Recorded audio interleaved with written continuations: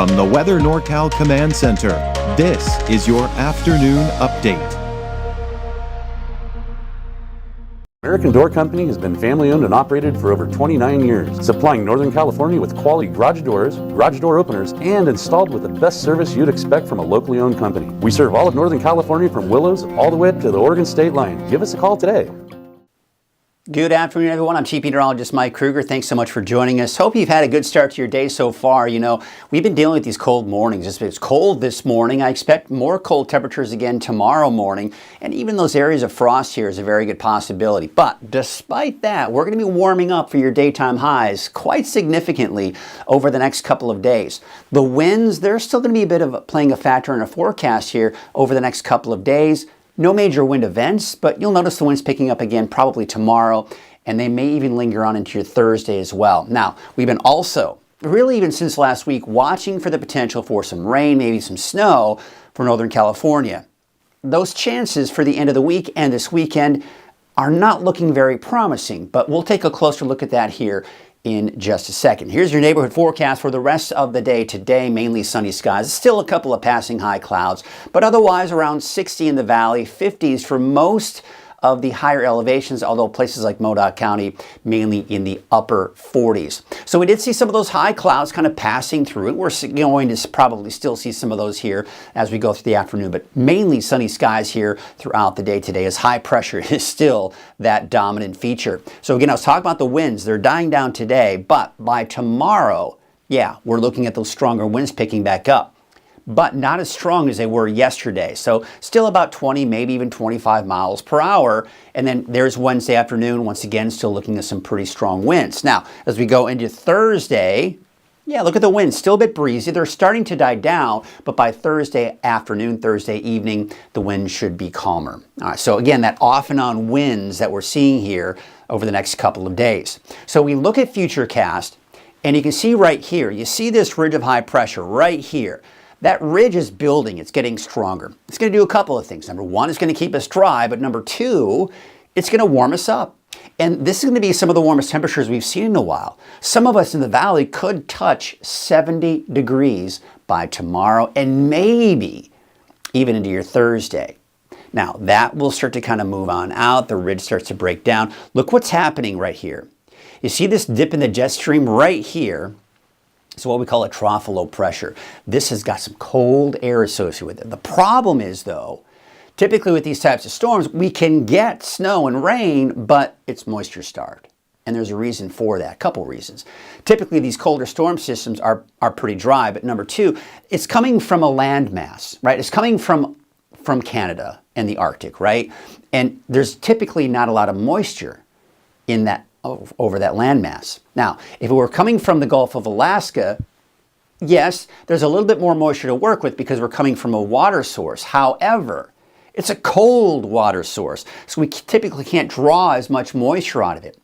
Typically, where we start seeing more rain and that snow is when it works with that colder air and we're able to tap into that warmer, more subtropical air, which we can draw a lot more moisture out of it.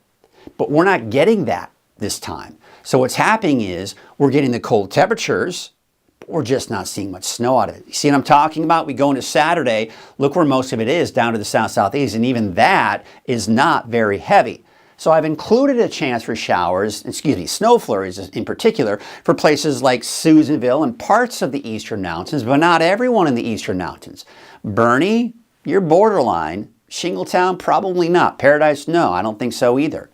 But you can see most of it's down to our south and to the east. And maybe a little bit of rain, but even that is fairly light as well. Then, as that low pressure continues to dive down to the south and east, we're going to be setting ourselves up with another high wind pattern. So you got high pressure to our north and west, low pressure to our south and east. Now we're seeing those winds begin to pick up. All right, so let's illustrate that colder air again. There it is right here. Wednesday, Thursday, Friday, right? We go into Friday, and then it just dives down to the south. And that's that colder blast of air that we're going to see. Now, it's not going to be a massive cool down in our daytime highs for the valley, but it's going to be a pretty big cool down for many of the mountains off to the east, which we'll see in those 7-day forecasts here in just a bit. But there you can see that kind of drops down to the south and east. And again, there's that wind event I was talking about coming in by the end of the weekend and into early next week as well. All right, so here's your your Tuesday forecast. There you can see those temperatures are going to be in the upper 50s to around 60 for that daytime high. Temperatures in the 40s, maybe around 50 for some of the warmer spots today in the mountains, and those mid to upper 50s for the coast. Looking at mainly sunny skies. Again, a couple of passing high clouds out there for this afternoon. Here's your 7-day outlook for Redding, Red Bluff, and Chico, basically the valley. There it is. We're close to, and again, I'm not pulling the trigger on 70, but if we see 70, it's not out of the question. But mainly upper 60s anyway you look at it for the valley for Wednesday and Thursday. But temperatures dropping. There's that colder Arctic air moving in. All right, so it's not a major drop. We're still in the mid to upper 50s, but it's cooling off. It's not going to be close to 70, back to the mid to upper 50s. Now for the coast, inland, and for Trinity County, that's where we're going to see the drop in the temperatures down to about 46 degrees there. But another thing you'll notice is those overnight lows are going to be quite cold. We're down to 21 on Saturday morning. Sunday morning, you're down to about 19. All right, so it is getting a lot colder, especially for those overnight lows with that Arctic air moving in. Now for Siskiyou, Modoc, and the Eastern Mountains, this is where we're really seeing the impact of that colder air. You see on Saturday, 37, 33 for Alturas, that's your high. And you can see out towards Susanville. Now again, you'll notice in Susanville, I put that chance for some snow flurries. Nothing heavy, nothing to be concerned about, but there is that slight chance for a light dusting of snow. Could that be for Bernie? Borderline. As I mentioned, Shingletown, probably not. Chester, sure. Quincy, yeah, maybe some snow too. So parts of central, eastern Lassen, central, and eastern Plumas County as well could see that better potential for some of that snow. But in the meantime, it's warming up over the next few days. Get out there and enjoy it before it cools off as we go into the weekend. That's your afternoon update. We'll be back again this evening at 6 o'clock. Have a great afternoon. Caltrans is doing the best that they can with the amount of people and the amount of equipment they have, and they're out there trying to keep the roads safe and trying to keep everybody running, because if the roads shut down, truck drivers that are paid by the miles aren't making any money.